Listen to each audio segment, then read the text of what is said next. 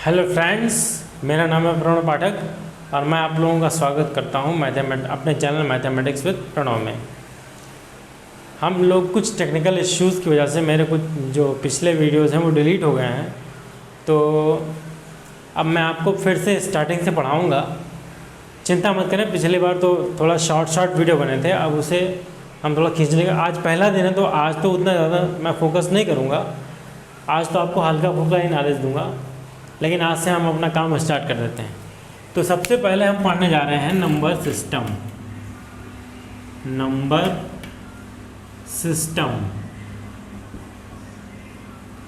Number system यानी कि संख्या पद्धति। संख्या पद्धति क्या होती है? नंबर सिस्टम क्या होता है? सिस्टम तो एक अलग बात है, पहले नंबर पे जानते हैं नंबर क्या होती है। नंबर यानी कि संख्याएं, ये आप भी जानते हैं, कोई बताने वाली या जानने वाली समझने वाली बात तो है नहीं, बहुत इजी बात है। ये सबको समझ में आता है कि नंबर मतलब संख्याएं होती हैं। आपके मोबाइल का नंबर भी होता है, वो एक इंटीजर ही होता है, बड़ा सा 10 डिजिट्स का होता है। आप अच्छी तरह जानते हैं, आप सबके पास मोबाइल होगा ही, तो उसमें 10 डिजिट का जो आपका मोबाइल नंबर होता है वो भी एक संख्या है, एक नंबर है। लेकिन कैसा नंबर है? इंटीजर है, वो पॉइंट में एग्जिस्ट नहीं कर सकता। तो नंबर सिस्टम में सबसे पहला जो आपका आता है वो है धन पूर्णांक, नेचुरल नंबर्स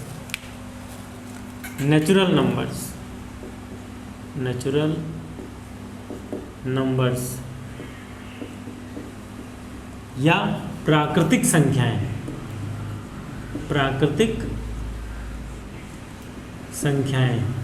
ये क्या होती हैं? नेचुरल नंबर, प्राकृतिक संख्याएं क्या होती हैं? ऐसी संख्याएं जो वस्तुओं को गिनने के काम में आती हैं, उन्हें हम नेचुरल नंबर या प्राकृतिक संख्याएं कहते हैं। वस्तुओं को गिनने के काम में जो आती हैं, जैसे कि आपके 1 है, 2 है, 3, 4, 5, 6 एंड सो ऑन। ये आगे इसका एंड कहीं नहीं है, अनंत तक ये संख्याएं जाएंगी। और कितना अनंत जाएंगी ये आपको नहीं पता है, ना मुझे ही पता है, ना आपको पता है, ना किसी को भी पता है। हनुमान जी जाने तो जाने, हम लोग तो नहीं जानते। तो 1 से हम ये मान के चलते हैं कि 1 से अनंत तक ये जो संख्याएँ आपकी ये जाती हैं। तो ये संख्याएँ आपके गिनने के काम में आती है, काउंटिंग नंबर। जैसे आपसे कहा गया एक दरवाज़ा है या 2 दरवाजे हैं, 3 मेज़ें हैं, 10 कुर्सी है, 25 मोबाइल हैं। ये तो आपकी समझ में आ रहा है। लेकिन क्या आपने कभी ऐसा सुना है 2.5 मोबाइल है, 1.6 दरवाजे हैं, 3.7 मेज़ें हैं? ऐसा होता नहीं। पॉइंट वाली वैल्यूज़ को हम पॉइंट वाली वैल्यूज़ को हम लेते नहीं। गिनने के काम में आपको यही संख्याएँ आएंगी। या तो एक दरवाज़ा होगा या 2 दरवाज़ा होगा, 1.6 दरवाजे नहीं होंगे। या तो एक मोबाइल होगा, या तो 5 मोबाइल होंगे, या तो 6 मोबाइल होंगे। 5.6 मोबाइल नहीं हो सकते। ये सब आप जानते हैं, इतनी बातें बेसिक हैं, आप समझ सकते हैं, इजी है। तो नेचुरल नंबर ये होते हैं। इसके बाद आपका आता है होल नंबर्स। होल नंबर्स क्या होती है? पूर्ण संख्याएं होती हैं। होल नंबर्स होती हैं पूर्ण संख्याएं। पूर्ण संख्याएं क्या होती हैं? इसी सेट में अगर हम 0 को भी इंक्लूड कर लें, 1, 2, 3, 4, इसी नेचुरल नंबर्स के सेट में 5, 6 and so on up to infinity, अगर इसी सेट में हम 0 को भी इंक्लूड कर लें, 0 और बढ़ा दें, इसमें 0 और ले लें, तो जो नया सेट फॉर्म होता है, जो नया सेट बन रहा है आपका, वो आपका होल नंबर्स का सेट है, यानी पूर्ण संख्याओं का सेट है। पूर्ण संख्या यानी ऐसी संख्या जो पूर्ण हो अपने आप में, यानी जिसका फ्रैक्शनल पार्ट ना हो। वैसे तो इंटीजर्स का फ्रैक्शनल पार्ट नहीं होता, पूर्ण संख्या का भी कोई फ्रैक्शनल पार्ट नहीं होता। आगे चलते हैं इंटीजर पर। अगला है इंटीजर यानी कि पूर्णांक। इसका कॉन्सेप्ट बहुत इंपॉर्टेंट है, इसको आप ध्यान समझिए। पूर्णांक क्या होती हैं? ये सारे नंबर और ज़ीरो तो है ही, और साथ में अगर इन नंबर्स के आगे माइनस लगा दिया जाए, जैसे -3, -2, -1, फिर 0, फिर 1, 2, 3 एंड सो ऑन इन्फिनिटी, और यहाँ पर भी and so on up to infinity.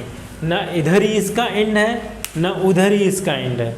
इस साइड में भी एंड नहीं है, उस साइड में भी एंड नहीं है, क्योंकि जो नंबर्स हैं वो कहीं ख़त्म नहीं होते, टर्मिनेट नहीं होते हैं। या कोई भी मैथमेटिशियन है, कितना भी बड़ा गणितज्ञ हो, वो आपको नहीं बता सकता कि ये संख्याएं कहाँ पे ख़त्म होंगी। संख्याएं एक्चुअल में ख़त्म होती नहीं है, आप कितने भी बड़ा नंबर आप लिख सकते हो। तो यहाँ पे जो समझने की बात वो ये है कि 0, 1, 2, 3, 4 and so on up to, ये तो इंटीजर होंगे ही, और अगर इनके आगे माइनस लगा दिया जाए, -1, -2, -3, -4, -5, तो ये सब भी इंटीजर होंगे। कैसे इंटीजर होंगे? निगेटिव इंटीजर होंगे और ये पॉजिटिव इंटीजर होंगे। और ज़ीरो एक ऐसा इंटीजर है जो ना ज़ीरो है, जो ना पॉजिटिव है ना निगेटिव है, बल्कि दोनों है। उसे हम पॉजिटिव में भी ले सकते हैं और निगेटिव में भी ले सकते हैं, एज्यूम कर सकते हैं।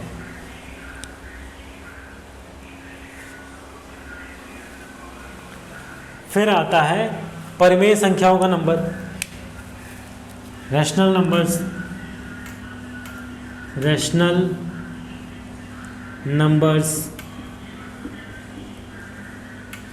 नंबर्स यानी कि परिमेय संख्याएं। परिमेय संख्याएं ये क्या होती हैं? परिमेय संख्याएं इस तरह की संख्याएं होती हैं जो p/q के रूप में लिखी जा सकें और q is not equals to 0। p/q के रूप में लिखी जा सकती हैं और q 0 के इक्वल नहीं है। p और q क्या है? ये दोनों इंटीजर हैं। इंटीजर का मतलब पूर्णांक है, यानी कि 1 हो सकता है, 2 हो सकता है, 3 हो सकता है। p की वैल्यू कुछ भी हो सकती है और q की वैल्यू कुछ भी हो सकती है, लेकिन सिर्फ q की वैल्यू सिर्फ 0 नहीं हो सकती, 0 के अलावा और भी कुछ हो सकती है। क्योंकि अगर यहाँ पे 0 आ जाएगा तो 0 से डिवीज़न जो है वो मैथमेटिक्स में अभी तक पॉसिबल नहीं है, अलाउड नहीं है, अभी तक खोजा नहीं गया है, या आप कह सकते हैं कि पॉसिबल ही नहीं है, क्योंकि 0 एक बहुत छोटा नंबर है और उससे जो आपका वो होता है डिवीज़न, वो पॉसिबल नहीं होता। अगला है इर्रेशनल नंबर। इर्रेशनल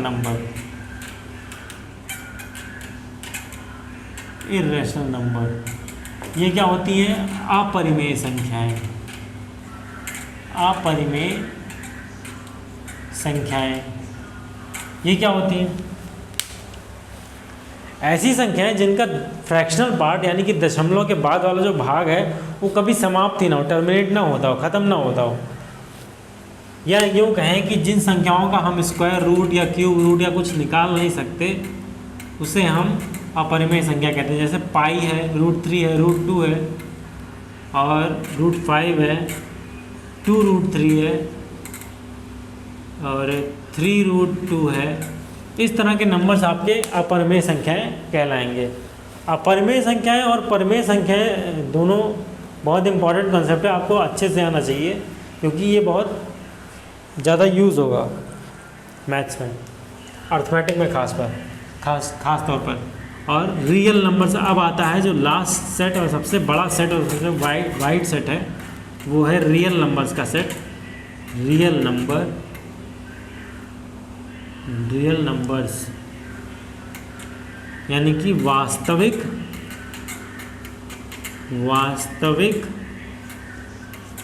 संख्याएं। वास्तविक संख्याएं रियल नंबर्स क्या होती हैं? ऐसी संख्याएं जो वास्तविक होती हैं, वास्तव में एग्जिस्ट करती हैं, उन्हें हम वास्तविक संख्या कहते हैं। जैसे कि आपका जो परिमेय संख्या है वो भी रियल नंबर है, और जो आपकी अपरिमेय संख्या है वो भी रियल नंबर है। इंटीजर भी रियल नंबर है, होल नंबर भी रियल नंबर है, नेचुरल नंबर भी रियल नंबर है। जैसे कि मान लीजिए 1 है, 2.3 है, 4.6 है, 3.99 है, एंड 5 है, 6 है, समथिंग। इस तरह से कोई भी नंबर आप ले सकते हैं, वो सब वास्तविक संख्या है। रेशनल नंबर भी हो सकते हैं, इर्रेशनल नंबर भी हो सकते हैं, नेचुरल नंबर तो सारे हैं ही, होल नंबर्स भी हैं, और इंटीजर्स भी वास्तविक संख्याएं होती हैं। इतनी चीज़ें क्लियर है आपको? आई होप सो कि क्लियर हो गई होंगी इतनी बातें। ये बातें बहुत बेसिक हैं और बहुत ही इम्पॉर्टेंट हैं आपके कॉम्पिटिटिव पॉइंट ऑफ व्यू से, कॉम्पिटिटिव दृष्टिकोण से अगर देखा जाए, कंपटीशन के लेवल से, क्योंकि इनका बहुत यूज़ होगा। आपको सवाल में अपना दिमाग लगा के इनको यूज़ करना होगा। कॉन्सेप्ट पहले आपके क्लियर होने चाहिए, प्लस आपका दिमाग चलना चाहिए, तभी आपकी संभावनाएं कंपटीशंस में बनती हैं। अगर आपकी कॉन्सेप्ट क्लियर नहीं है तो आपके लिए मुश्किल होगी। अब अगला है क्रमागत पूर्णांक। क्रमागत पूर्णांक ये क्या होता है, आइए इसे समझते हैं। क्रमागत पूर्णांक का मतलब होता है क्रम से आने वाली संख्याएं, जैसे कि 1 है, 2, 3, 4, 5, 6 and so on up to infinity तक जाएगा। 1 में 1 जोड़ा तो 2 आया, 2 में 1 जोड़ा तो उसका अगला नंबर 3 आया, 3 में 1 जोड़ा तो उसका अगला नंबर 4 आया। तो इस तरह के हम पूर्णांकों को क्रमागत पूर्णांक कहते हैं। यानी कि अगर कोई नंबर आपको दी है, जैसे कि मान लीजिए नंबर है x, तो उसमें अगर हम 1 जोड़ देंगे तो उसकी क्रमागत संख्या हमको मिल जाएगी, क्रमागत पूर्णांक हमको मिल जाएगा। जैसे मान लीजिए आपको दिया है 72, आपसे पूछ रहा है इसका क्रमागत पूर्णांक बताइए, तो आप इसमें जोड़ दीजिए 1, ये आ गया आपका 73, दैट इज़ आवर आंसर। ये आपका क्रमागत पूर्णांक है। क्रमागत पूर्णांक का कॉन्सेप्ट ये है कि दिए हुए पूर्णांक में 1 जोड़ दीजिए, आपका अगला नंबर आ जाएगा, क्रमागत पूर्णांक आ जाएगा। अब अगला है क्रमागत सम संख्याएं। अगला कंसेप्ट है क्रमागत सम संख्याएं। क्रमागत सम संख्याएं क्या होती हैं? सम संख्या आप जानते हैं वह ऐसी संख्याएं होती हैं जो 2 से कट जाएं।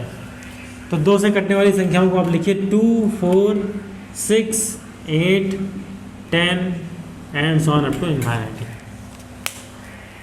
ये सारे नंबर 2 से कट जाएंगे, इसलिए सम है। अब ये क्रमागत कैसे हैं, आइए समझते हैं। जब क्रमागत पूर्णांक की बात हो रही थी तब हम 1 ऐड कर रहे थे। अब जब क्रमागत सम संख्याओं की बात हो रही है तो 2 है, 2 में अगर 1 जोड़ते हैं हम तो आपको 3 मिल जाता है, जो कि इसका क्रमागत पूर्णांक तो है लेकिन क्रमागत सम संख्या नहीं है, क्योंकि 3 आपका 2 से कटेगा नहीं, ये आप जानते हैं। तो क्या करें हम इसमें 2 में 1 + 1 यानी कि 2 जोड़ दें तो 4 आ जाएगा, और 4 आपका 2 से डिविजिबल है, सम संख्या है। इसी तरह 4 का क्रमागत सम संख्या निकालनी हो तो इसमें 2 ऐड करिए, ये आपका 6 आ जाएगा। फिर आपके 6 की क्रमागत संख्या निकालनी हो सम संख्या, तो 6 में 2 ऐड करेंगे, 8 आ जाएगा। जब क्रमागत सम संख्याओं की बात होगी तो हम 2 ऐड करेंगे अपने नंबर में, यानी कि जो नंबर हमें गिवन होगा उसमें हम 2 ऐड करेंगे, तब आपको आपका क्रमागत सम संख्या मिल जाएगी। अब अगला है क्रमागत विषम संख्या। क्रमागत विषम संख्याएं। क्रमागत विषम संख्याओं में भी 2 ही जोड़ा जाता है, वही कॉन्सेप्ट है।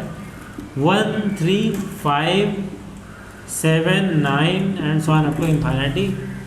आप जानते हैं कि विषम संख्याएं ऐसी संख्याएं होती हैं जो 2 से नहीं कटती हैं। तो विषम संख्याएं क्या क्या होंगी? 1, 3, 5, 7, 9, 11, 13, 15 and so on up to infinity. ये संख्याएं आपकी 2 से नहीं कटेंगी, लेकिन ये क्रमागत विषम संख्याएं क्यों हैं? क्योंकि 1 में जब हम 1 जोड़ते हैं तो 2 आ जाएगा, जो कि क्रमागत पूर्णांक है, लेकिन विषम नहीं है, 2 से कट जा रहा है और हमारा नंबर 2 से कटना नहीं चाहिए। तो हम क्या करें, 1 में 2 ऐड कर लें तो आ जाएगा 3। अब ये 2 से नहीं कटेगा और विषम भी है, विषम संख्या भी है, तो ये आपका क्रमागत विषम संख्या होगा 1 का। अब 3 का क्रमागत विषम संख्या निकालना है तो 3 में 2 ऐड करिए, ये होगा 5। 5 का निकालना है तो 5 में 2 ऐड करिए, ये होगा आपका 7। ओके, बात समझ में आ रही है? इजी बातें हैं। इन सबको आप अपने नोटबुक में डाल लीजिए। बहुत इम्पोर्टेंट कंसेप्ट हैं ये सब आपके कंपटीशन पॉइंट ऑफ व्यू से। आगे चलते हैं हम लोग। अब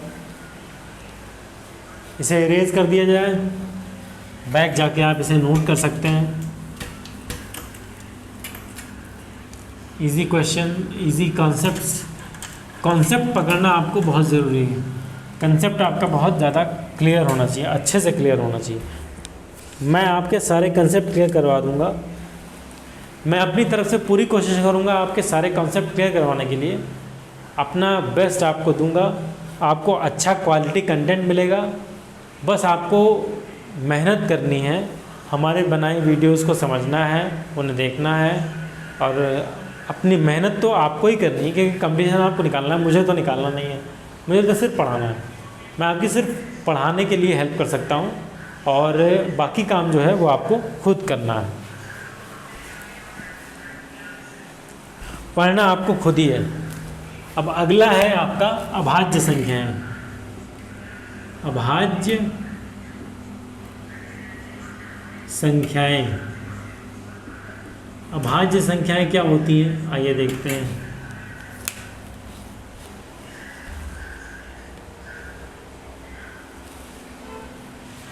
अभाज्य संख्याओं का जो सेट है वो एक स्पेशल सेट डिज़ाइन किया हुआ है, हनुमान जी ने, भगवान ने डिज़ाइन किया हुआ है। वो है 2, 3, 5, 7, 11, 13 and so on up to infinity. 2, 3, 5, 7, 9 तो कट जाएगा 3 से। 2, 3, 5, 7, 11, 13 and so on up to infinity.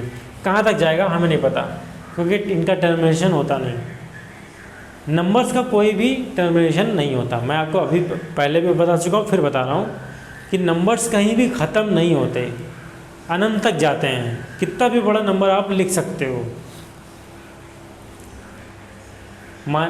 मानस में ऐसा लिखा हुआ है कि जब भगवान श्री रघुनाथ जी युद्ध के लिए गए तो उनकी सेना में लगभग 18 पद में एक बहुत बड़ी संख्या होती है। 18 के आगे कितने ज़ीरो लगेंगे मुझे क्लियर नहीं है। उतने वानर उनकी सेना में थे, तो वो भी एक अनंत ही माना जा सकेगा, बहुत बड़ा नंबर है। तो इस तरह से अब आइए हम लोग अपने कंसेप्ट पर आते हैं। अभाज्य संख्याएं, ये आपकी अभाज्य संख्याएं आप देख रहे हैं, ये है 2, 3, 5, 7, 11, 13 and so on up to infinity. कहीं भी टर्मिनेशन इनका हो नहीं सकता, और जो है इस तरह से ये अभाज्य संख्याओं का सेट है। 2 से स्टार्ट होता है। 2 एकमात्र ऐसा नंबर है जो सम भी है और अभाज्य भी है। बाकी सारे अभाज्य संख्याएं जो आपको मिलेंगी वो सब विषम होंगी, ऑड होंगी, इवन नहीं होंगी, इवन केवल 2 होंगी। अब मान लीजिए कोई संख्या आपको दी हुई है, आपको चेक करना है कि वो अभाज्य है या नहीं। इस कंसेप्ट का बहुत यूज़ कंपटीशन में होता है। आपके कॉम्पिटिटिव एग्जाम्स में इससे बहुत क्वेश्चन बनते हैं। जैसे मान लीजिए कोई नंबर आपको गिवन है 241। आपको पता करना है कि ये नंबर अभाज्य संख्या है या नहीं है, ये संख्या अभाज्य संख्या है या नहीं है, ये आपको पता करना है। तो कैसे करेंगे? इजी है। आप इसके जस्ट बाद वाला स्क्वायर नंबर ले लीजिए, वो है 256।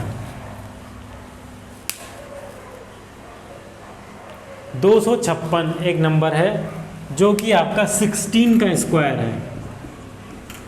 16 का स्क्वायर 256 है, ये आप जानते हैं। अब 16 का स्क्वायर 256 आया, तो 16 से छोटी अभाज्य संख्याएं ये ऊपर लिखी हुई है 2, 3, 5, 7, 11, 12, 11, 13, इसके बाद आएगा 17। 16 से बड़ा हो जाएगा, इसलिए 16 से छोटी अभाज्य संख्याएं ये हैं। अब इन सभी संख्याओं में से किसी भी एक संख्या से अगर ये कट गया, ये नंबर कट गया, तो ये नंबर अभाज्य संख्या नहीं होगा। और अगर इन सब में से किसी से भी नहीं कटा तो ये नंबर अभाज्य होगा। तो आइए देखते हैं 2 से क्या ही कटेगा, नहीं कटेगा, लास्ट में 1 है।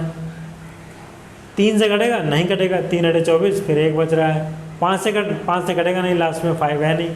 7 से भी नहीं कटेगा, 7 × 21, फिर 31 बच रहा है। 11 से भी नहीं कटेगा, 11 दूनी 22, फिर 21 आ रहा है। 13 से भी नहीं कटेगा, हाँ 13 से भी नहीं कटेगा। तो इस तरह से इन सभी संख्याओं में से किसी भी संख्याओं से ये नंबर कट नहीं रहा है, ये संख्या कट नहीं रही। तो ये संख्या कैसी होगी, अभाज्य संख्या होगी। Okay, clear. करना क्या होता है हमें, वर्क क्या करना होता है इस पर हमें, जैसे कोई नंबर आपको गिवन है तो उस नंबर के जस्ट बाद का स्क्वायर नंबर निकालिए आप। जैसे 241, ये आपको 1 से लेके कम से कम 30 तक की संख्याओं के स्क्वायर आपको याद होने चाहिए। ये आप अपनी कॉपी पे निकाल के याद कर डालिए, बहुत ज़रूरी है, बहुत यूज़ होना है उसका। 241 के बाद का स्क्वायर नंबर 256 है, जो कि 16 का स्क्वायर है। अब 16 से छोटी जितनी भी अभाज्य संख्या होंगी, अगर उनमें से किसी एक से भी ये कट जाती है तो ये अभाज्य संख्या नहीं होगी। लेकिन हमने देखा कि किसी से भी ये कट नहीं रही है, इसलिए ये आपकी अभाज्य संख्या है। Okay, is this clear. आगे चलें, इरेज कर दे रहा हूँ इसे, इजी है, आपने नोट कर लिया होगा। कुछ सवालों की ओर चलें। आइए आपको कुछ अच्छे अच्छे सवाल करवा देता हूँ। पहले सिंपल सवाल से हम स्टार्ट करेंगे। पहला क्वेश्चन है, first question is what. First question है, दो संख्याओं का योग 46 और अंतर 14 है, तो वो संख्याएं याद कीजिए। यही बड़ी संख्या याद कीजिए। दोनों संख्याओं में बड़ी संख्या कौन सी है वो आपको निकालनी है। बड़ी संख्या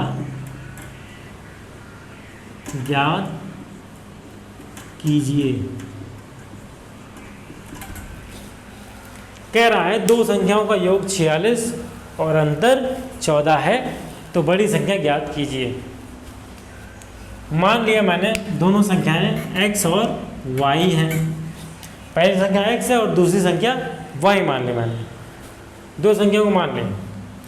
अब कह रहा है कि दो संख्याओं का योग 46 है, यानी कि अगर इन दोनों को जोड़ दें तो 46 मिलता है। ये है पहला इक्वेशन। और अंतर 14 है, यानी कि अगर x माइनस वाई करते हैं, x में से y को घटा देते हैं, हम मान रहे हैं कि x नंबर बड़ा है, तो ये 14 मिल रहा है। Equation number 2। दोनों इक्वेशंस को जोड़ दीजिए तो y कट जाएगा और 2x x ऐड अप होकर 2f हो जाएगा। इस साइड में 60 हो जाएगा, 46 में 14 ऐड हो जाएगा। x equal to 60/2 that is 30।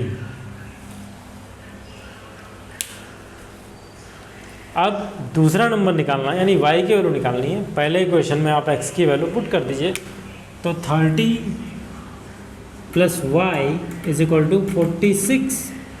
30 को इस साइड ले जाइए तो y is equal to 46 minus 30 that is 16, यानी y की वैल्यू है 16। अब 30 और 16 में बड़ा कौन सा है आप जानते हैं, 30 बड़ा है, इसलिए आपका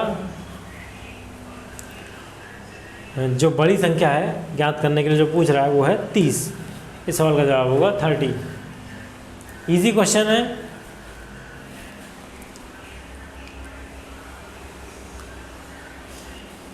संख्याओं के पर आधारित क्वेश्चंस में ये बेसिक क्वेश्चन बनते हैं इस तरह के कई।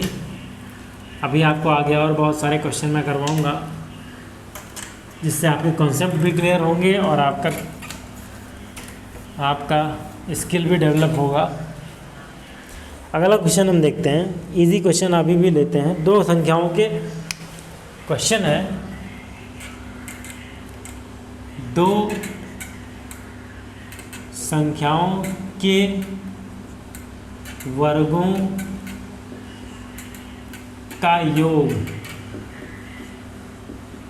165 है, 165 है, तो फिर क्या करना है, दोनों संख्याओं का गुणनफल ज्ञात कीजिए। दोनों संख्याओं का गुणनफल ज्ञात कीजिए,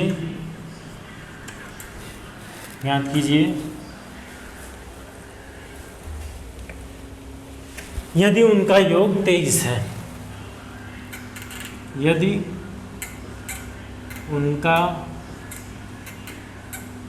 योग 23 है।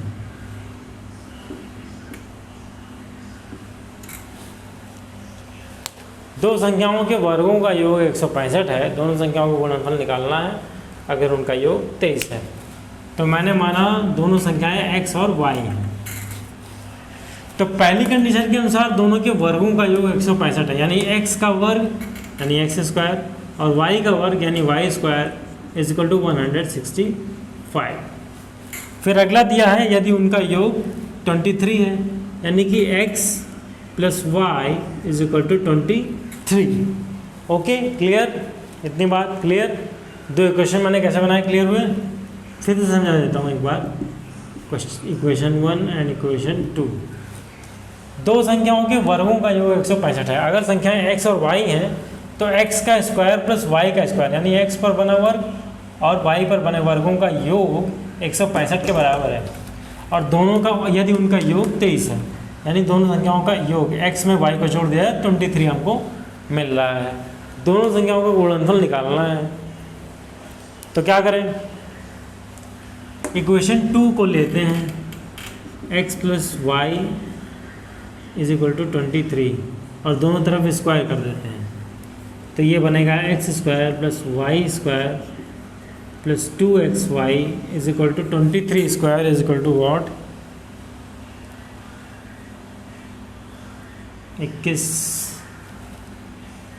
529, प्रोबेबली 529 है ये। अब x square plus y square पहले इक्वेशन से आपको मालूम है 165 के इक्वल है, plus 2xy is equal to 529। अब इस 165 को उस साइड में ले जाएंगे तो 2xy is equal to 529 minus 165। अब घटा दीजिए इसे, तो 2xy इज इक्वल टू 4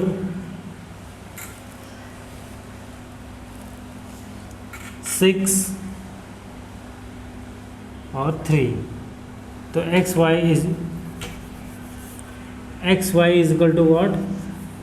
364/2 यानी कि 182। हाँ, 182 ये आपके सवाल का जवाब है।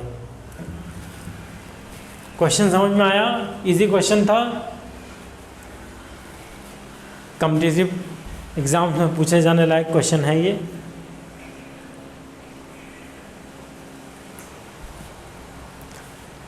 बस किया जाए या आगे चलें?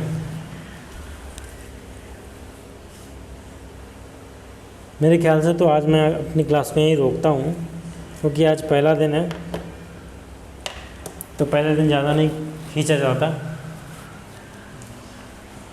तो फ्रेंड्स, मैं आप लोगों की हेल्प मैथमेटिक्स के बेसिस पे करूँगा। आप लोग जो है मेहनत से पढ़ाई करें, और मैं जो यहाँ पे सिखा रहा हूँ, समझा रहा हूँ, उसे समझिए, सीखिए, उसे सॉल्व करने की कोशिश कीजिए। जो क्वेश्चन मैं कराता हूँ उसे आप एक बार फिर से अपने आप अटेम्प्ट करके सॉल्व करने के प्रयास कीजिए। इससे आपके अंदर कॉन्फिडेंस डेवलप होगा और आपकी स्किल भी डेवलप होगी, जो कि बहुत ज़रूरी है कॉम्पिटिटिव एग्ज़ाम्स में। आपकी स्किल्स, आपका कॉन्फिडेंस और आपका कैलिबर, ये सब कैलिबर पर भी डिपेंड करता है आपका। तो आपका जो है, मैं पूरी तरह से अपनी तरह से हेल्प करूँगा और क्वालिटी एजुकेशन आपको क्वालिटी कंटेंट आपको प्रोवाइड करने की कोशिश करूँगा, अच्छे से अच्छे कंटेंट आपको प्रोवाइड करने की कोशिश करूँगा। मेरा जो मेन फोकस है वो कंसेप्ट पर है, उसके बाद हम न्यूमेरिकल्स पर आएंगे और इस तरह से हम लोग प्रिपरेशन करेंगे। ओके, अभी आज के लिए चलता हूँ, कल मिलते हैं हम लोग।